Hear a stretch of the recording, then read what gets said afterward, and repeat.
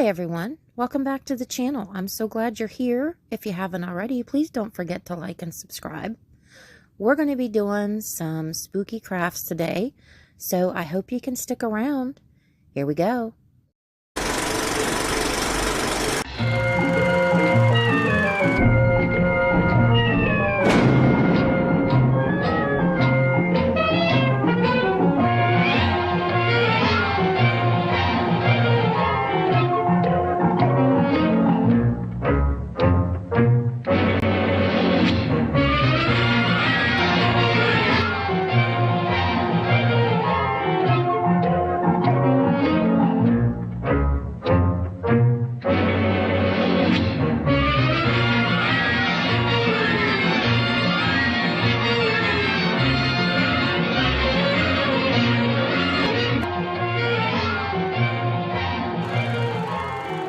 Don't forget to check me out on Etsy. The link to my shop is in the description of every video.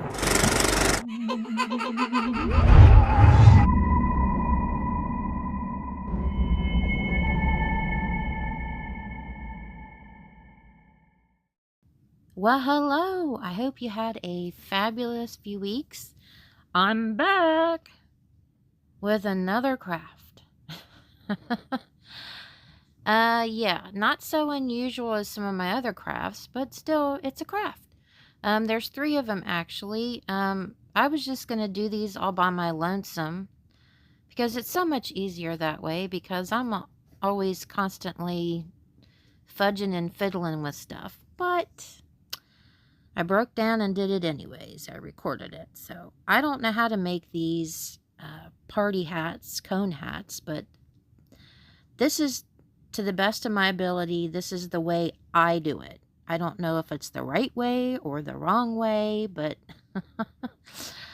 that's how I do it. I leave a little tiny opening at the tip and just cut it down. The tiny opening at the tip is going to be for our little pom-pom at the top of the party hat. That's going to go on our fake little feathered friend. I'm just taking some old Halloween garland and clipping a piece off of that. Then kind of wadding it up and sticking a little hot glue at the end of that hole there in the hat. And then just taking something pokey and just, shoving it down in there. Once you get it in there, you leave a little bit sticking out, obviously. And then just take your scissors and, just trim it to, whatever length you want it. But you could use anything. You could just, take some, what do you call it? Crepe paper, and just kind of wad it into a ball with a little bit of Elmer's glue or something. And then just put that on the tip of it if you want to. Now, I'm basically just sizing it to the crow's head, because I don't want this huge cone on top of this head. I want it to, be more the appropriate size. So I'm just taking some more of this garland and I'm going to glue around the base of the hat once I've sized it, and just gluing it around the base and kind of fluffing it out a little bit while the glue is still tacky. So I got it to where I want it. I've trimmed it down. You can wait to trim it to after you put it on the hat if you want to, whatever's easiest for you or whatever works for you. But a little bit more hot glue, and then plop it on the little crow's head. This is some pre-crimped crepe paper. I buy it that way off of Etsy because I don't want to do it myself. I'm lazy that way. So it's already done for me, and right at the seam where they've sewn it, I'm basically just putting a strip of hot glue in there and then folding it over, because I want it to be like a little fluffy collar around there. And I'm taking 2 different colors, the black one first, and then I'm gonna fold that orange one over top and use a little bit more hot glue. Once I've got those together on the open side, you know, not the sewn side. I cut it down to be more of the appropriate size for my crow, fluff it out a little bit, and then stick it up against his neck, you know, just to see where it needs to be cut down. So a little bit more hot glue after it's been cut down. Leave a little overlap because you're gonna, you know, attach it to itself. I put a little dab on the crow too. And you want it to kind of stick out. You don't want it folded down and laying on him. I don't know if that makes any sense. So just make sure it kind of sticks straight out. And then once it's dried, you know, you can kind of fluff it out, you know, make it a little bit thicker, fluffier, and even trim it down more if you want to, which I eventually ended up doing. Here's our little fella. Isn't he cute?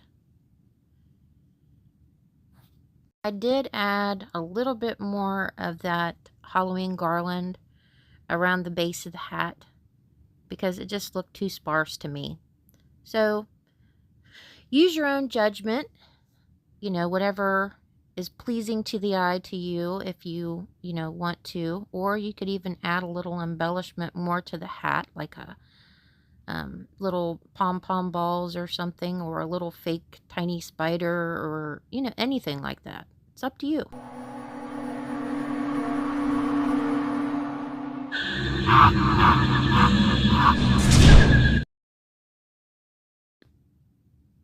Okay, project number 2. I had this head laying around because last year we did a Halloween project where I used a large skeleton body and then used a doll head in place of the skull.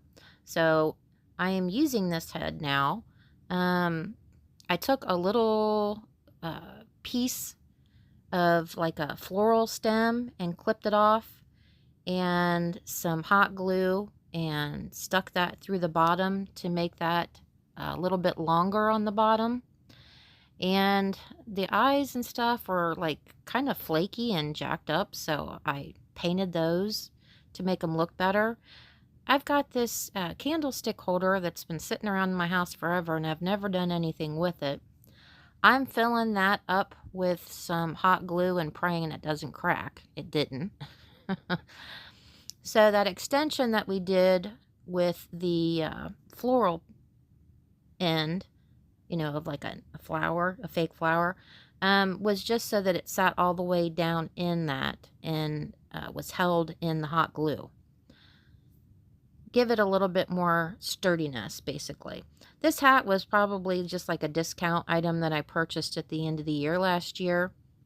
And, you know, it had a headband on it. So I just basically ripped that off. I'm leaving the stuffing in there because I want the hat to keep its shape. And with a little bit of hot glue around the perimeter of that hole, just figure out where you want it to sit, how you want it to sit on the head, obviously, before you stick it on there permanently. And there you go. Pretty simple, pretty basic, nothing spectacular. But here it go. I thought it was kind of cute. Those masquerade masks, they're plastic, and I got them off of Amazon, if you're interested. And I added a large kind of glittery spider to the middle portion of the hat, just kind of jazz it up a little bit. And voila, we have a masquerade skelly. I think it's kind of cool.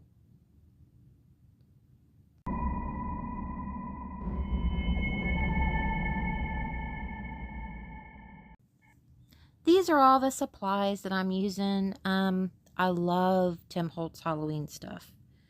He's got the coolest paper stuff. These frames remind me of those antique frames that like have the daguerreotypes and stuff in them. I'm just taking, honestly, that is from the bottom of like a 12-pack or case or something, a pop. Big spender here. Yeah, so I'm just using that as my backing and putting a little glue around the perimeter, I cut a piece of that same color paper I used on the crow hat. You don't want to stick it in the middle because it's going to wrinkle up your paper. Just stick it around the perimeter. And once I got everything glued on there, I'm going to go through all my purdies. We have our paper dolls here. I've used a few already, but I'm just kind of going through, taking a gander, deciding what I want to do, you know, the artistic juices flowing. This is basically up to a wide variety of interpretation. Whoever is doing this is going to choose to do, you know, what they want to do. I have that sticker book too, which is awesome because it's got all those little words in it, little phrases, and it's got the little stickers of people and hats, witches' hats, little skulls. It's just a really good book, sticker book.